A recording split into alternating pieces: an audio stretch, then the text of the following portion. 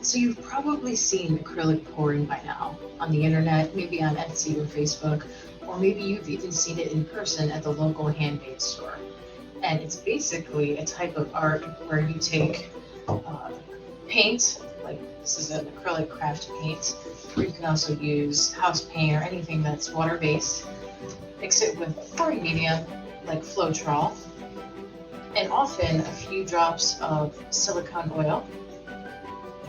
And when you mix those together and pour them in layers on canvas, it creates the different paint densities, create different patterns and cells, and they come out in these cool sticky little designs.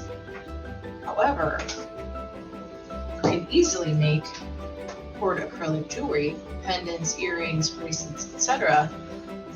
from these pieces of art. And I'm going to show you how to do that easily. I spent a lot of time, experimenting with different products, different glues, figuring out what worked. And so what I did was I put together a little kit, and I'm going to show you how to use the kit today.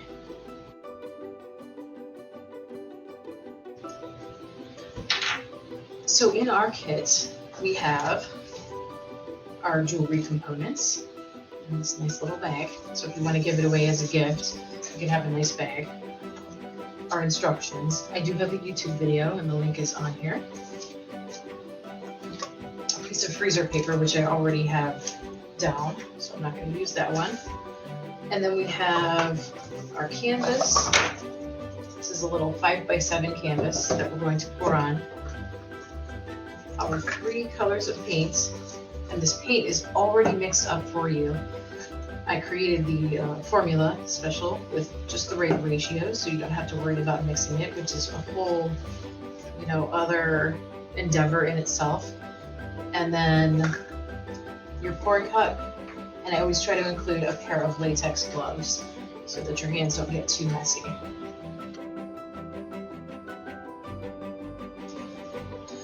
So today I'm going to be pouring black, gold, and white. And the first thing I do is put my gloves on so I can protect my hands because it can get a little messy.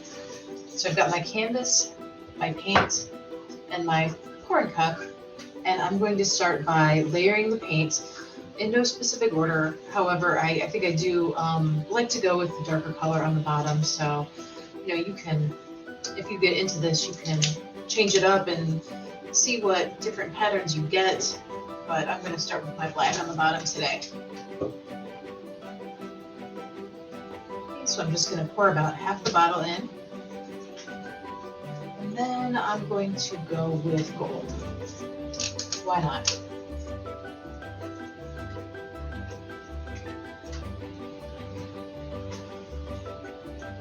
Okay. And then maybe a little white.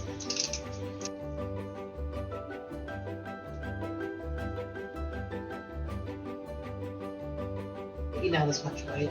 And let's go back to black. So the same thing over again. Just gonna try to use the rest of it.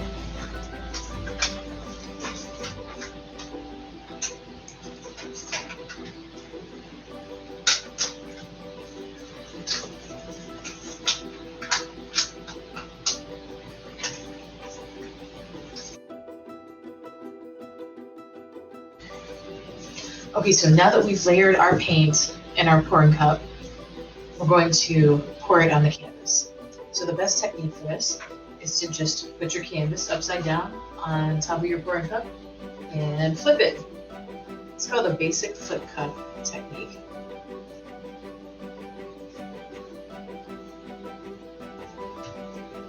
And you can let it rest for a minute.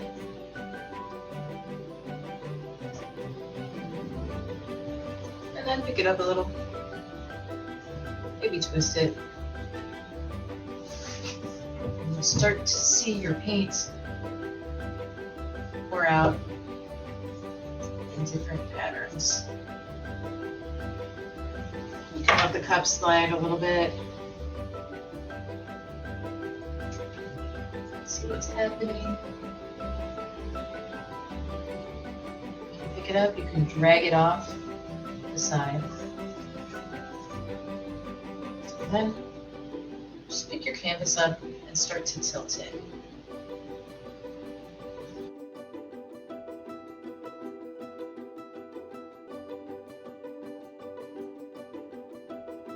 In a few days, when your canvas is dry, like this one, now this is not the black, white, and gold one, this is a copper, purple, and white canvas that I did before, because it's not the next day.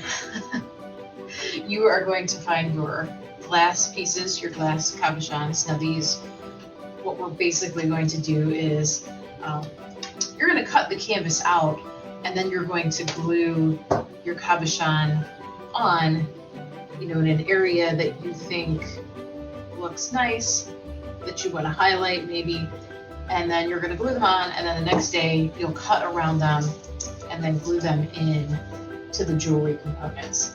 So in this one I have a 1-inch glass cabochon, and then I have 2 smaller ones. These are for earrings.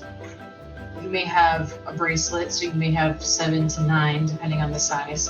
So you're going to take your Gem Tech glue. Now I've done a lot of experimentation, a lot of different brands of glue will bubble. I found that Gem Tech does not bubble. It goes on white, but then it dries clear. And so it makes a nice even layer.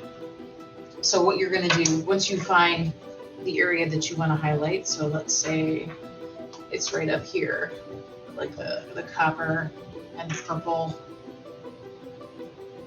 kind of magnifies it. You're going to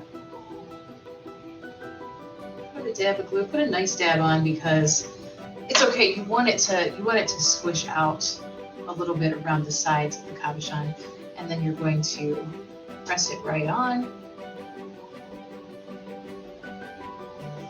Do the same thing, and it really actually helps to cut out the canvas first. I'm not going to do that right now because I'm going to save this for future projects, but just an FYI. And then you can do the same thing with your 2 earrings. I'm going to let this dry for about another 24 hours, and then you can take a pair of scissors. If you have a smaller pair, like a fine pair of scissors, that works best, like craft scissors or something like that. You're going to cut around the jewelry pieces, and then you will glue them into your jewelry findings, and then you'll have a nice cord acrylic pendant like this one, and a pair of earrings or a bracelet. Thank you for joining me. If you would like to purchase one of these craft kits, very easy to use, go to revelrycreativeworkshops.com. You'll find our DIY craft kits there. And we also do live virtual workshops, all kinds of fun arts and crafts activities, everything from watercolor painting to little mason jar crafts.